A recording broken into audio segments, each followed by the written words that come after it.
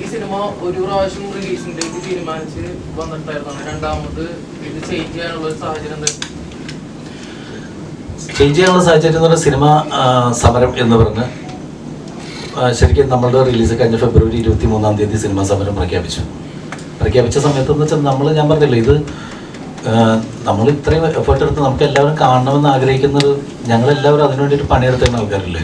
നമ്മളൊരു പുതിയ നായകനെ ഇൻട്രൊഡ്യൂസ് ചെയ്യുന്നു, ഈ സിനിമ അങ്ങനെ സിനിമാ സമരമാണെന്ന് പറഞ്ഞുകൊണ്ട് പബ്ലിക്കിന് ഇപ്പോൾ എല്ലാവരും ഈ സമരം എന്ന് പറഞ്ഞു കഴിഞ്ഞാൽ, അല്ലെങ്കിൽ ഒരു ബന്ധു ഒരു ഹർത്താൽ എന്ന് പറഞ്ഞു കഴിഞ്ഞിട്ടുണ്ടെങ്കിൽ എന്തെങ്കിലും കാരണം കിട്ടാതിരിക്കുന്നത്, കടയും വീടൊക്കെ അടച്ചിട്ട് അപ്പോൾ എന്തെങ്കിലും ബഹളം ഉണ്ടാവും എന്നുള്ള പേടി കൊണ്ടാണ്. ഫാമിലി പുറത്തേക്ക് വന്നില്ലെങ്കിൽ, ആ സിനിമ തിയേറ്ററുകൾ അടച്ചിരിക്കുന്ന സമയത്ത് വന്നില്ലെങ്കിലോ എന്നുള്ള പേടി കൊണ്ട് നമ്മൾ ഡേറ്റ് മാറ്റി കഴിഞ്ഞപ്പോൾ പിന്നെ നമുക്ക് ഇത്തരം കണ്ടിന്യൂസ് തിയേറ്ററുകൾ കിട്ടാനായിട്ട്, കാരണം അതിനുശേഷം കണ്ടിന്യൂസ് സിനിമകൾ, വലിയ സിനിമകൾ, വലിയ പ്രതീക്ഷയോടുകൂടി നമ്മൾ കാത്തിരിക്കുന്ന ഒരുപാട് വലിയ സിനിമകൾ വന്നു പോയപ്പോൾ അവർ ബ്ലോക്ക് ചെയ്തിരിക്കുന്ന ഡേറ്റുകൾ നമുക്ക് കിട്ടില്ല ഒരിക്കലും. കാരണം നമുക്ക് അനുവദിച്ച ഒരു സമയം ഉണ്ടായിരുന്നു തിയേറ്ററുകാർ.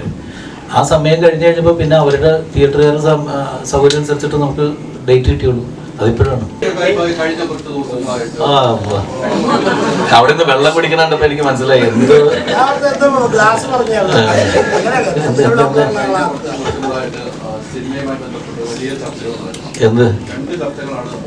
സിനിമയിൽ ജാതി കൊണ്ടുവരുന്ന ഒരു ചർച്ചയാണ്. അതോടൊപ്പം തന്നെ ഒരു റിവ്യൂമായി ബന്ധപ്പെട്ട് വലിയ രീതിയിൽ ചർച്ചയാണ്. ഒരു വലിയ റിവ്യൂ സ്വന്തം അവകാശത്തിനുള്ള ഒരു റിവ്യൂ പിൻവലിക്കുന്നു. ഇത്തരം ഒരു കാര്യങ്ങളൊക്കെ സിനിമയിൽ നടക്കുന്നു. ഡയറക്ടറിന് മുന്നിൽ എങ്ങനെയാണ് കാണുന്നത്? അല്ല, സിനിമയെ ബാധിക്കില്ല എന്ന് പറയാൻ പറ്റില്ല. റിവ്യൂസ് ഒക്കെ സിനിമയെ ബാധിക്കും. കാരണം വെച്ചിട്ടുണ്ടെങ്കിൽ ഈ നമ്മൾ പരിപൂർണമായിട്ട് ഒരിക്കലും സിനിമയെ റിവ്യൂസ് ബാധിക്കുന്നില്ല എന്ന് പറയുന്നത് അതൊക്കെ തെറ്റായി. കാരണം വെച്ചാൽ ഇപ്പോഴത്തെ ചെറുപ്പക്കാരാണെങ്കിലും ആദ്യം സിനിമ കാണാൻ തിയേറ്ററിലേക്ക് കഴിഞ്ഞിട്ട് ഫസ്റ്റ് നോക്കുന്നത് എന്താണെന്ന് വെച്ചിട്ടുണ്ടെങ്കിൽ റിവ്യൂസ് എന്താണെന്ന് നോക്കാറുണ്ട്. പിന്നെ റേറ്റിംഗ് നോക്കും, റിവ്യൂസ് നോക്കും. ഇതെല്ലാം കഴിഞ്ഞിട്ടാണ് ഒരു 10 പൈസ മുടക്കാനായിട്ട് തയ്യാറാവുള്ളൂ. അപ്പോൾ ഈ വന്ന് പറയുമ്പോൾ ആധികാരികമായിട്ടെന്ന് വെച്ചിട്ടുണ്ടെങ്കിൽ നമുക്ക് പലപ്പോഴും സ്വന്തമായിട്ട് തീരുമാനം എടുക്കുന്നതിനേക്കാൾ കൂടുതലും മറ്റുള്ളവരുടെ കാര്യങ്ങൾ കേട്ട്, അതായത് സ്വയം നമുക്കൊരു ഡിസിഷൻ എടുക്കാൻ പറ്റാത്ത ആളുകളാണ് അത്തരത്തിലുള്ള റിവ്യൂസിൽ വിശ്വസിക്കുന്നത് തന്നെയാണ് എൻ്റെ വിശ്വാസം. കാരണം വെച്ചിട്ടുണ്ടെങ്കിൽ നമുക്ക് തീരുമാനം എടുക്കുമ്പോൾ നമുക്കൊരു സിനിമ കാണുമ്പോൾ നമ്മൾ ഇത്രയും പേര് ഇരുപുണ്ട്, നമ്മളെല്ലാവരും ചെന്നിട്ട് നമ്മൾ സിനിമ കാണുമ്പോൾ ചിലപ്പോൾ കുറേ ആൾക്കാർ പറയും എനിക്കിഷ്ടപ്പെട്ടിട്ടാ. അപ്പോൾ നമ്മൾ തൊട്ടടുത്തിരിക്കുന്ന പറയും എനിക്ക് അത്ര വർക്കായില്ല. പലരും പല അഭിപ്രായം പറയും.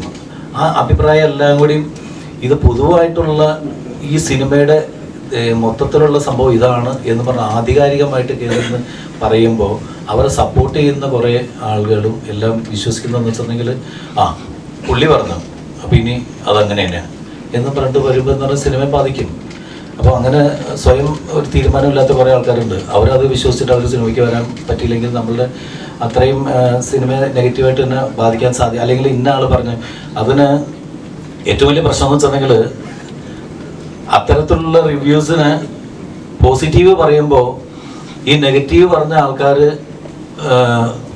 നെഗറ്റീവ് പറയുമ്പോൾ മാത്രമേ ഇവർ നമ്മളുടെ ഇൻഡസ്ട്രിയിലുള്ളവരും പലരും ഇങ്ങനെ ബഹളം ഉണ്ടാക്കാറുള്ളൂ. അയാൾ നെഗറ്റീവ് പറഞ്ഞത് ഇവർ പറയുന്ന പോസിറ്റീവ് റിവ്യൂസിനൊക്കെ ഇവർ തന്നെയാണ് പ്രൊമോട്ട് ചെയ്യുന്നുണ്ട്. സിനിമ ഇൻഡസ്ട്രിയിൽ തന്നെയുള്ള ആൾക്കാർ പ്രൊമോട്ട് ചെയ്യുന്നുണ്ട്. അപ്പോൾ നെഗറ്റീവ് റിവ്യൂസ് അവർ പറയുമ്പോൾ കരയും, പോസിറ്റീവ് റിവ്യൂസ് പറയുമ്പോൾ അതിനെ പൊക്കി പിടിച്ച് അയാൾ പറഞ്ഞത് വേദവാക്യമാണ്, പുള്ളി പറഞ്ഞു ഇനി ഞങ്ങൾ സിനിമ രക്ഷപ്പെട്ടെന്ന് പറയാം. അതൊക്കെ തന്നെ പ്രശ്നം. അപ്പോൾ അതിൻ്റെ പേരിൽ റിവ്യൂസ് എന്ന് പറയുന്നത് കറക്റ്റായിട്ടുള്ള റിവ്യൂസ് കാര്യങ്ങൾ നമുക്ക് കൃത്യമാണോ അതോ ഫേക്കാണോ, ഇവർ പറയുന്നത് വൈരാഗ്യ ബുദ്ധിയോടുകൂടിയാണോ, ഇതൊന്നും പറയാൻ പറ്റാത്തൊരവസ്ഥയിലേക്ക് പോവുകയാണ്. നമുക്ക് നമ്മുടേതായ തീരുമാനം എടുക്കുക. നമ്മൾ സിനിമ കാണുക, അത് കൊള്ളൂല്ലെങ്കിൽ നമുക്ക് മൊത്തമൊക്കെ പറയാം എനിക്കിഷ്ടമായില്ല എന്ന് പറയാം. പക്ഷേ വളരെ മോശമാണ് ഈ സിനിമ എന്ന് ആധികാരികമായിട്ട് പൊതുവായിട്ടുള്ള ജനത്തിൻ്റെ അഭിപ്രായമാണ് ഞാൻ പറയുന്നത് എന്നുള്ള ധാരണയിൽ പറയാതിരിക്കുക എന്നുള്ള റിക്വസ്റ്റ് ഉണ്ട്. കാരണം കാണുന്നതും കണ്ടോട്ടെ, ചിലർക്ക് ഇഷ്ടപ്പെടും, ചിലർക്ക് ഇഷ്ടപ്പെടില്ല. പണ്ട് ഒരു കൊച്ചു പറഞ്ഞ പോലെ എന്താണ്, ചിലർക്ക് ശരിയാവും ചിലർക്ക് ശരിയാവില്ല എന്ന് പറഞ്ഞാൽ നമുക്ക് ശരിയാവുന്നവർക്ക് ശരിയാവട്ടെ, അത്രേ ഉള്ളൂ. ഒരു സിനിമയുടെ പൂർണ്ണ സ്വാതന്ത്ര്യം അതിന്റെ ഡയറക്ടറിനും റൈറ്ററിനും, അതിന്റെ സൃഷ്ടി എങ്ങനെയായിരിക്കണം, അതിന്റെ കഥ എങ്ങനെയാവണം, അതിന്റെ സൃഷ്ടിയുടെ പൂർണ്ണ ഉത്തരവാദിത്വം അതിന്റെ ഡയറക്ടറും റൈറ്ററും ആയിരിക്കും തീരുമാനിക്കുന്നത്. പക്ഷേ ഇതൊന്നും അല്ലാതെ ഒരു സെൻസർ ബോർഡ് തന്നിട്ട് ഈ സീൻ വേണ്ട അല്ലെങ്കിൽ അവിടെ അത് വേണ്ട ഇവിടെ ഇത് വേണ്ട എന്ന് തീരുമാനിക്കുമ്പോൾ ഒരു ആ കഥയുടെ എലമെന്റ് തന്നെ ചിലപ്പോൾ നഷ്ടപ്പെട്ടു പോകും. പല സിനിമകൾ അങ്ങനെ പോയിട്ടുണ്ട്. അപ്പോൾ അങ്ങനെ ചെയ്യുന്നത് ശരിയാണെന്ന് വിശ്വസിക്കുന്നുണ്ടോ? അങ്ങനെയല്ല, നമുക്ക് നമ്മളുടേതായ സൃഷ്ടികൾ അങ്ങനെ ചെയ്യണമെന്നും നമുക്കൊരു തോന്നലുണ്ടാവും. നമ്മളിപ്പോൾ റൈറ്റർ പറയും അല്ലെങ്കിൽ ഡയറക്ടർ, നമുക്ക് ചില കാര്യങ്ങൾ ആ സിനിമയിൽ നമുക്ക് അങ്ങനെ തന്നെ ചെയ്ത് തീരുള്ളൂ, അല്ലെങ്കിൽ ചിലപ്പോൾ മനസ്സിലാവില്ല, കഥ മനസ്സിലാക്കാതെ പോകും. അങ്ങനെയുള്ള സീൻസ് നമ്മൾ അതിൽ നിന്ന് കട്ട് ചെയ്ത് കളഞ്ഞു കഴിഞ്ഞിട്ടുണ്ടെങ്കിൽ, അല്ലെങ്കിൽ അത് ഷൂട്ട് ചെയ്യുമ്പോൾ തന്നെ നമുക്കറിയാം ഈ സീൻ സെൻസർ ബോർഡിൽ ചെല്ലുമ്പോൾ പ്രശ്നമാകും, അല്ലെങ്കിൽ ആ ഡയലോഗ് പ്രശ്നമാകും. ചിലപ്പോൾ ആ സീനില്ലെങ്കിൽ ആ കഥ പൂർണ്ണമാകാനായിട്ട് പാടായിരിക്കും. അപ്പോൾ എന്താണെന്ന് വെച്ചിട്ടുണ്ടെങ്കിൽ അത് ഉൾപ്പെടുത്തിയിട്ട് ആ സമയത്ത് സെൻസർ ബോർഡ് ക്ലീൻ യു കിട്ടുന്ന സ്ഥലത്ത് ആ ഒരൊറ്റ സീനിൻ്റെ പേരിൽ UA ആയി മാറും. അതിനൊക്കെ നമ്മൾ തയ്യാറായിട്ട് തന്നെ, കാരണം അത് സിനിമയെ നശിപ്പിക്കേണ്ടെന്ന് കഥാകൃത്തും ഡയറക്ടർക്കും എല്ലാവർക്കും ആഗ്രഹമുള്ളതിൻ്റെ പേരിലാണ് പല സിനിമകളും അങ്ങനെ തന്നെ. അല്ലെങ്കിൽ ചില സിനിമകൾ അതും അല്ലാത്ത സർട്ടിഫിക്കറ്റിലേക്കൊക്കെ A സർട്ടിഫിക്കറ്റ് വരെ വന്ന് ചിലപ്പോൾ ആ ഒരൊറ്റ സീനിൻ്റെ പേരിലായിരിക്കും.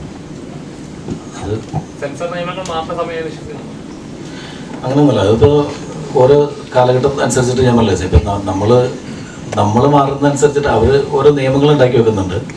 നിയമങ്ങളനുസരിക്കാൻ ബാധ്യസ്ഥരാണ് നമ്മൾ ഒരാൾ വാശി പിടിച്ചിട്ട്, ഇപ്പം ഞാൻ പറയട്ടെ, എനിക്കിഷ്ടമുള്ള സിനിമ എനിക്ക് ഷൂട്ട് ചെയ്യാം, അത് അവർക്ക് ഇഷ്ടമുള്ള സർട്ടിഫിക്കറ്റ് അവർ തരും, നമുക്ക് എന്ത് ചെയ്യാൻ പറ്റും? നമുക്കായിട്ട് മാറ്റാൻ പറ്റുമല്ലോ.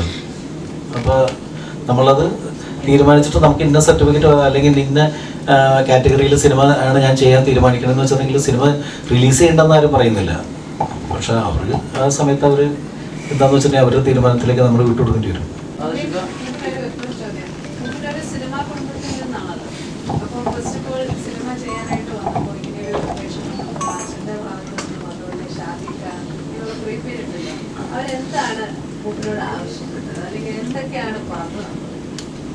അങ്ങനെ പ്രത്യേകിച്ചൊന്നും പറഞ്ഞില്ല, മോശമാക്കരുതെന്ന് ആവശ്യപ്പെട്ടു.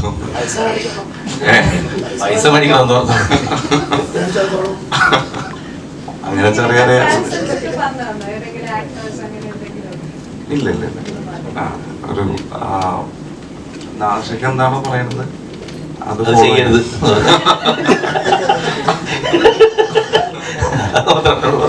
അല്ല, എനിക്ക് വേറൊരു ഇഷ്ടം തോന്നിയ അനുസരിച്ച് സാധാരണ ഇതിൽ വരുന്ന ഒരു പുതിയ, എനിക്ക് വളരെ കംഫർട്ടബിൾ ആയിട്ടുള്ള ആർട്ടിസ്റ്റ്. ഇപ്പോൾ നേരത്തെ വിഷ്ണുവിനെ വെച്ചിട്ട് നമ്മൾ കട്ടപ്പന ചെയ്ത സമയത്ത് അവർ തന്നെ റൈറ്റേഴ്സ് വിഷ്ണു തന്നെ. അപ്പോൾ അവർക്ക് കൃത്യമായിട്ട് അറിയാവുന്ന, ഇപ്പോൾ ഇദ്ദേഹത്തെ സംബന്ധിച്ച് ചില ഈ ഫൈറ്റും ഡാൻസും മറ്റുള്ള ആക്ഷൻ അങ്ങനെയുള്ള സീക്വൻസൊക്കെ ചെയ്യാനായിട്ട് എല്ലാവർക്കും പുതിയൊരാൾക്ക് പറ്റും. പക്ഷേ ഹ്യൂമർ ചെയ്ത് ഫലിപ്പിക്കുക എന്ന് പറയുന്നത് ചെറിയ ബുദ്ധിമുട്ടുള്ള കാര്യമാണ്. അതുവരെ വഴങ്ങുന്ന ഒരാളെ കിട്ടിയെന്ന് പറയുന്നതിൻ്റെ ഒരു സന്തോഷമുണ്ട്. അതെല്ലാവർക്കും പെട്ടെന്ന് വഴങ്ങുന്നൊരു കാര്യമല്ല തമാശ എന്ന് പറയുന്നത്. തമാശ അങ്ങനെ നമുക്കത് ചെയ്യുമ്പോൾ അത് മറ്റുള്ളവർക്ക് കൂടി അത് ഓക്കെ ആണെന്ന് തോന്നുന്ന തരത്തിലുള്ള ചെയ്യാൻ പറ്റുന്ന പുതിയ പിള്ളേരെ കിട്ടുമ്പോൾ നമുക്ക് വളരെ സന്തോഷം തോന്നും. ഇത് കോമഡി സീൻസ് ആയിരുന്നല്ലേ നമ്മൾ ചെയ്യുന്നത്. എന്നെ അറിയിക്കാതെ ഷൂട്ട് ചെയ്തല്ലേ.